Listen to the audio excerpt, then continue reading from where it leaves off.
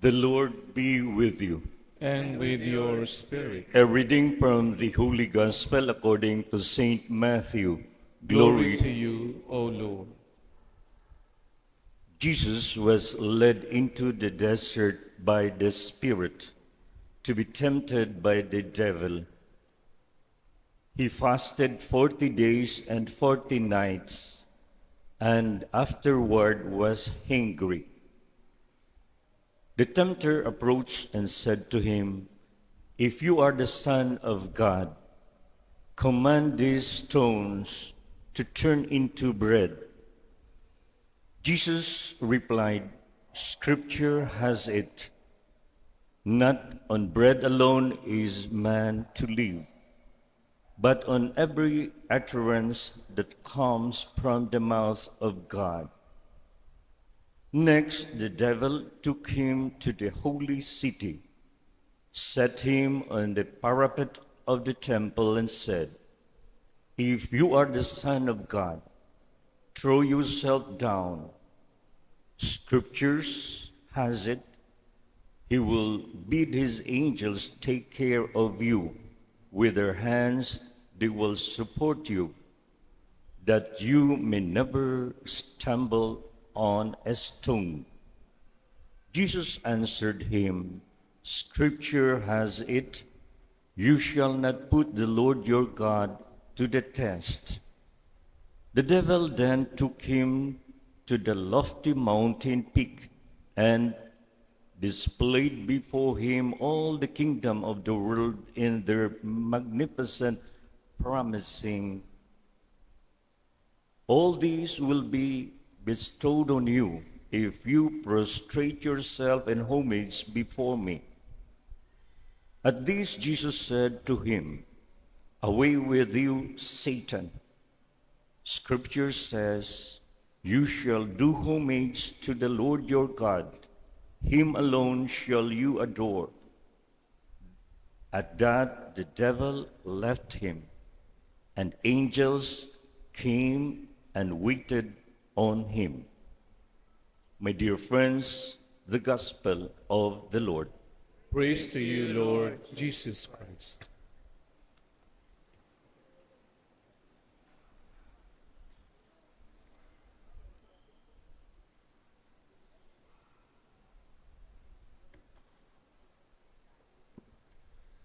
Come, Holy Spirit, bless this unworthy priest, and I may share with humility and with the heart, and that people listen with the Holy Spirit in our hearts. Come, Holy Spirit, come. Kay dami ng pusong pinaluha, kay dami ng tahanang winasak o tukso, layuan mo ako. Please bow your heads. We pray to God today. First of all, let's all be humble and say, "Lord, I am a sinner. Lord, I am weak. Mahina po ako, Lord." Tanggalin natin ang kayabangan. We need you, Lord. Kailangan kita, Panginoon. Sorry po.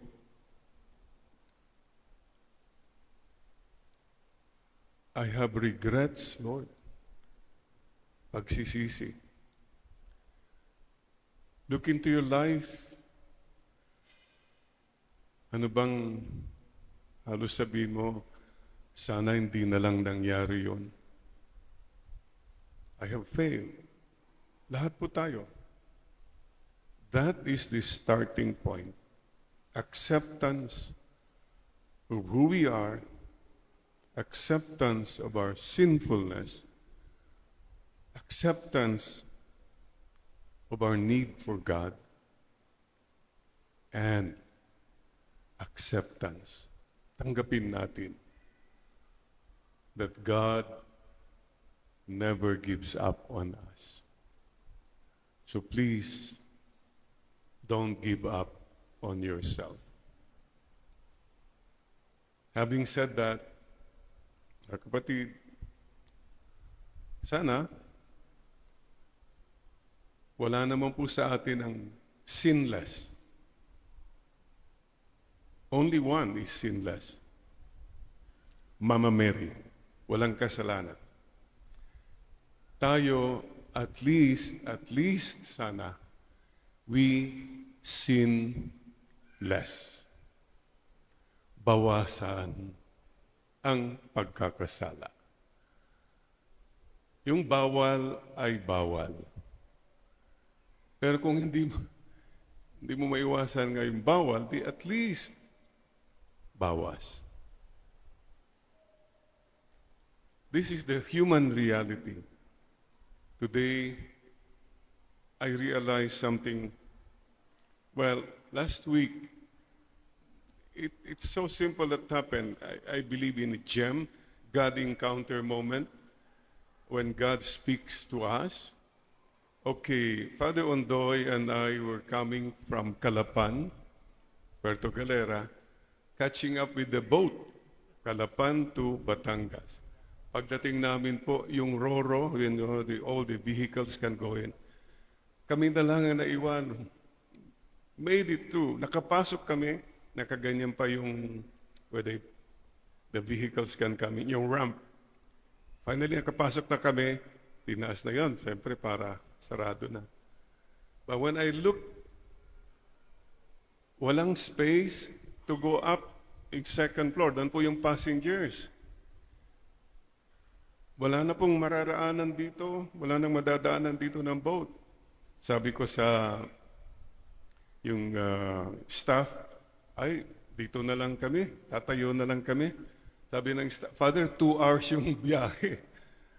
We were with the trucks. But then he said, Father, tignan mo, sa ilalim, may mga truck. Sa ilalim, Father, may awang, There's a little space there. You go, then you reach the staircase na. Wow! Sabi ko, anong gagawin natin dito? Well, okay. Either you stand up the whole time or... So I said, okay. But to go there, I had to leave behind my bag. Hindi pwedeng dadalhin mo yung bag mo, hindi ka makakapasok. Ang liit yung baba at masikip. Pinipilit ko pa nga yung sa side. Baka kakasya ako dyan. Gagano'n. Ano, Father, hindi po kaya kakasya talaga. No, wala na pong magawa. Number 2, I had to kneel down and walk with my hands and my knees. It was a very humbling experience. Sige lang, dahan-dahan. Finally, lapit na. I didn't care anymore kung sapatos, yung mga, ang dumi-dumi na, but I had to go through because I needed to go. And finally, at the end, mayroong staff, Father, konti na lang. Come on. Father, wag mo muna itataas yung ulo mo. Stay low, Father, stay low. I was listening to this guy. And picture this. Finally, nakalampas na ako.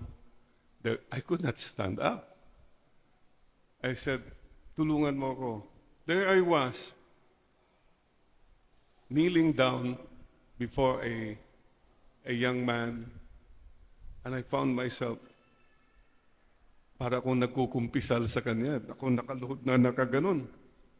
That was a humbling experience well. But then, he helped me up. Finally, nakadaan na, there was the stairs, made it. And that's my God encounter moment. Maybe this is what the Lord is telling all of us, mga kapatid. If you want to go to heaven, you have to let go. Number 1, possessions. Your bag. Hindi ka magkakasya sa langit. Something like that. Letting go, constant letting go. Number 2, humility. A lot of times, we don't live meaningful lives because we are so proud. The first one is attachment to possessions, pera. The second one is attachment to pride. Every time Bruce does this, anong sinasabi niya sa'yo? He's also telling us, oh, makinig ka. Yan na sigurong kailangan mong i-address. Yung pride mo kasi. Number 3, listen. That staff was giving me instructions. I was listening to him. I obeyed. Parang kumayabang ka, bakit ako makikinig sa'yo? No, I obeyed everything he said. Father, huwag muna itatas yung ulo mo, tatamaan ka. Keep going, Father, keep going. To listen, to obey in humility. And somehow, nakarating, nakaakyat na. And we made the trip. Sisters and brothers, siguro paalaala dito ni Lord today. The things that make your journey to God's heart almost so slow or walang direction kasi nakakapit ka palagi to the 4 P's: pera, power, pride, pleasures. Ito po ang hingin natin kay Lord today. Tulungan po niyo kami, Lord. Please, we need you, Lord. Greed. Greed is the biggest obstacle to our journey to God's heart. Minimize your greed. Hindi po ba sabi natin, if you want to have a healthy life, okay? Healthy and happy life. Number 1, the Tibetan proverb, eat half. Kung gusto mo mag-reduce, eat half.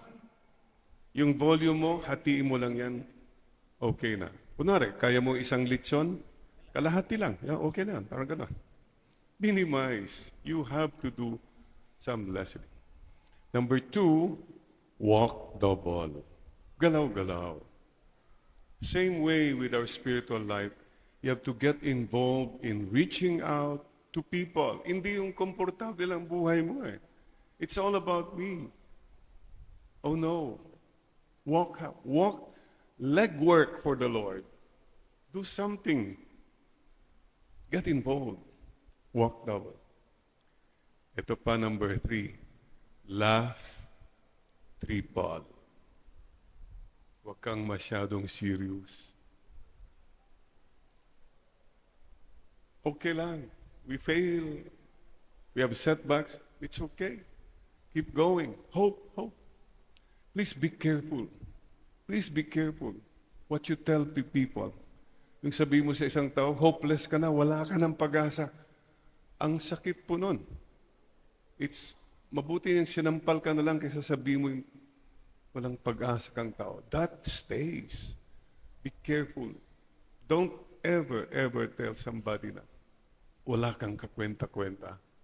Even in the outbursts lang, but be careful with your words, please. Laugh triple. By the way, husbands and wives, sabi nila, husbands, you want to live a long life? Well, you learn to laugh at your mistakes. But if you laugh at your wife's mistakes, well, you may not have a long life, Don't do that. Again, we are so serious about so many things. 11th commandment, sabi nga nila, don't take yourself too seriously. Mahal tayo ng Diyos. I keep repeating this. I could be wrong, definitely. But between doubting God's love,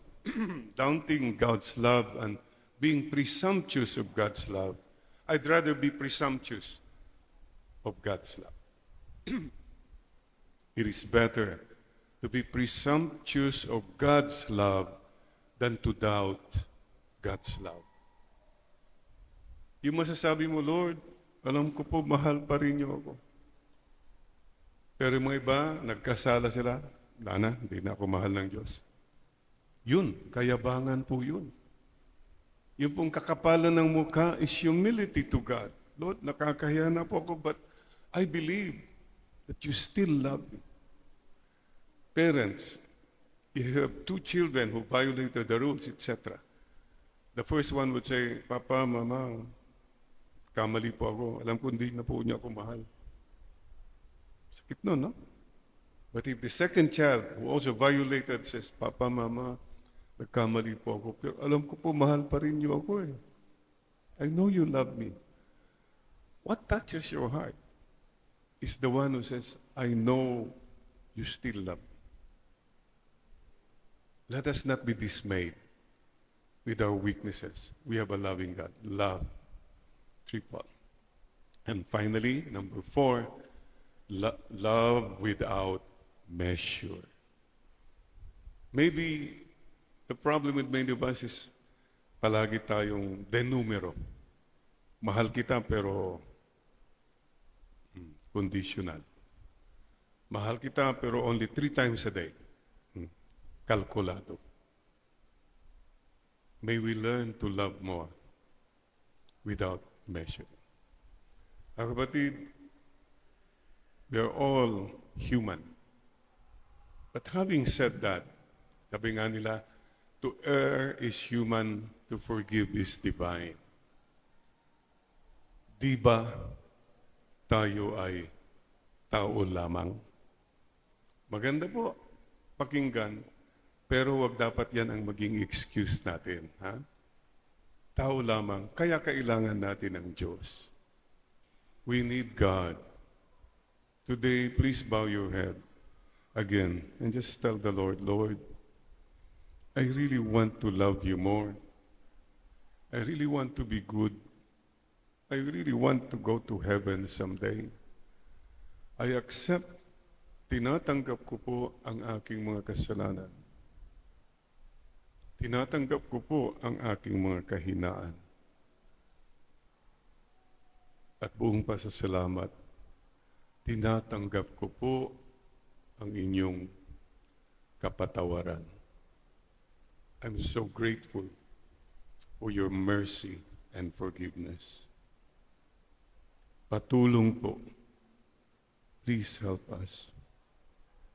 Patulong po, Panginoon. Mama Mary, you know our sins and our weaknesses.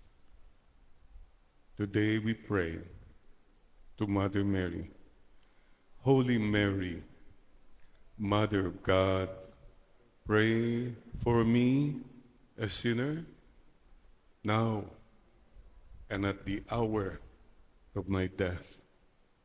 Amen and amen.